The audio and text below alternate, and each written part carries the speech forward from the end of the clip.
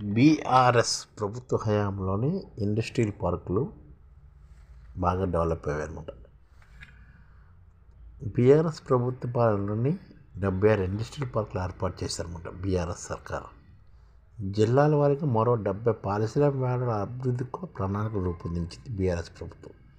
ఇందులోని రంగారెడ్డి జిల్లాలో 19, మెదక్లో 7, సంగారెడ్డిలో 6, సిద్దిపేటలో 6, వికారాబాద్లో 5, యాదాద్రి భువనగిరిలో 4, మహబూబ్నగర్లో 3, జగిత్యాల, ఖమ్మం, మహబూబాబాద్, నాగర్ కర్నూలు, నారాయణపేట, నిర్మల్, వరంగల్ తదితరులో ఒక్కొక్కటి చెప్పున ఏర్పాటు చేయాలన్నమాట.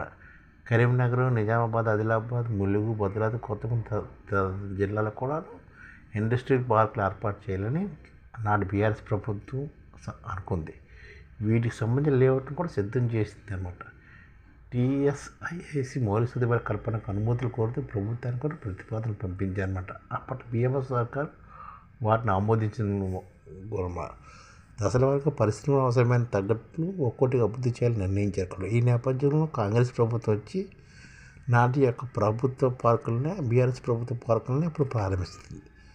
బీఆర్ఎస్ హయాంలో ఏర్పాటు చేసే ఇండస్ట్రియల్ పార్కుల వల్ల అనేక మందికి ఉపాధి ఉద్యోగ అవకాశాలు లభించడమే కాకుండా పెద్ద పరిశ్రమలు అనుబంధంగా మరో యాక్సిలరీ యూనిట్లు ఏర్పడ్డాయి. ఉదాహరణకు మెదక్లోని ఐటీసీ పరిశ్రమ అనుబంధంగా 18 యాన్సిలరీ యూనిట్లు వచ్చాయి. సిరిసిల్ల అపరాల పార్కులోని కంపెనీలు ఇతర దేశాలకు ఎగుమతి చేసే నాణ్యమైన వస్త్రాలను కూడా ఉత్పత్తి చేస్తున్నాయి. వరంగల్ కాకతీయ మెగా టెక్స్టైల్ పార్క్లోని కీటెక్స్, యంగ్ వన్ కంపెనీలు సైతం ఎగుమతులకు వీలైన నాణ్యతతోని వస్త్రాలు ఉత్పత్తి చేస్తున్నాయి. వీటి ద్వారా స్థానిక పత్తి రైతులకు గిట్టుబాటు ధర లభించడంతో పాటు వేల సంఖ్యలో స్థానికులు ఉపాధి కూడా లభిస్తుంది.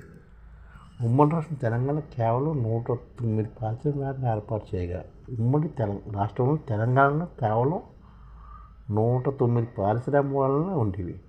బీఆర్ఎస్ ప్రభుత్వ హయాంలో 10 ఏళ్లలోనే 56 ఇండస్ట్రియల్ పార్కులు ఏర్పాటు చేశారు. మరో 70 ఇండస్ట్రియల్ పార్కు ప్రణాళికలు సిద్ధం చేస్తారు. అయితే బీఆర్ఎస్ సర్కారు ఇది జిల్లాలో నిరుపయోగంగా ఉన్న ప్రభుత్వం గుర్తించి వాటిని పరిశ్రమ కోసం వాడుకోవచ్చే లక్ష్యంతో 1,43,000 ఎకరాలు ల్యాండ్ బ్యాంకును కూడా సిద్ధం చేసింది బీఆర్ఎస్ ప్రభుత్వం. అప్పటి టీఎస్ఐఐసి ఆధ్వర్యంలో వాటిని పూర్తిస్థాయిలో అభివృద్ధి చేసి పరిశ్రమ కేటాయించాలని కూడా నిర్ణయించింది. అందులో భాగంగా 2014-23 మధ్య కొత్తగా 56 ఇండస్ట్రియల్ పార్కులు అభివృద్ధి చేసింది. ఇందులో 23 పార్కులను హైదరాబాద్ దాని పరిసర ప్రాంతాలు ఏర్పాటు చేయగా మరో 33 పార్కులు గ్రామీణ ప్రాంతాలు ఏర్పడ్డాయి. ఈ పారిశ్రామికలను ప్రస్తుతం ప్రభుత్వ పరిశ్రమతో కోసం భూములు కేటాయిస్తుండగా గత ప్రణాళిక సిద్ధం చేసిన పారిశ్రామికలు ఇప్పుడు ఒక్కొక్కటిగా అందుబాటులోకి వస్తున్నాయి. ఈ కోవలోకి వస్తుంది కొండాపురం ఇండస్ట్రియల్ పార్క్ అన్నమాట. కొండాపూర్లోని బీఆర్ఎస్ ప్రభుత్వ హయాంలో భారీ సంఖ్య ఇండస్ట్రియల్ పార్కులు రాష్ట్ర ప్రభుత్వం ఏర్పడ్డవి. ఇదే టైంలో అప్పట్లోనే మనోహరాబాద్ మండలం కొండాపూర్ గ్రామంలో 197 ఎకరాల విస్తీర్ణంలో ఏర్పాటు చేసిన ఇండస్ట్రియల్ పార్కును త్వరలోనే ప్రారంభిస్తున్నాం అన్నమాట. ఇందులో 104 ఫ్లాట్లు ఉండగా ఇప్పటి వరకు 36 పరిశ్రమలు ఏర్పడ్డాయి. మరో 28 పరిశ్రమల నిర్మాణంలో ఉన్నాయి.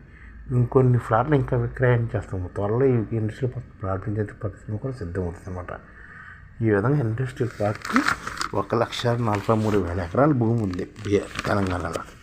ఇండస్ట్రీ డెవలప్మెంట్ కోసం ల్యాండ్ బ్యాంక్ ఉంది.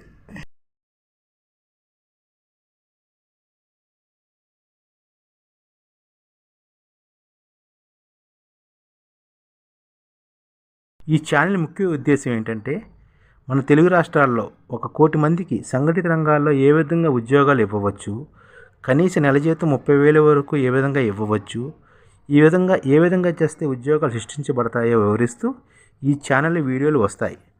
అలాంటి వీడియోలు మీకు కావాలంటే మన ఐడిఎఫ్ భాస్కర్ ఛానల్ని సబ్స్క్రైబ్ చేసుకోండి. ఐడిఎఫ్ అంటే ఇండియన్ డెవలప్మెంట్ ఫోర్స్. ఈ వీడియోలు చూసిన తర్వాత మీకు నచ్చితే లైక్ చేయండి, మీ ఫ్యామిలీ మెంబర్స్కి షేర్ చేయండి, మరియు మీ ఫ్రెండ్స్కి షేర్ చేయండి. Thank you. నమస్కారం.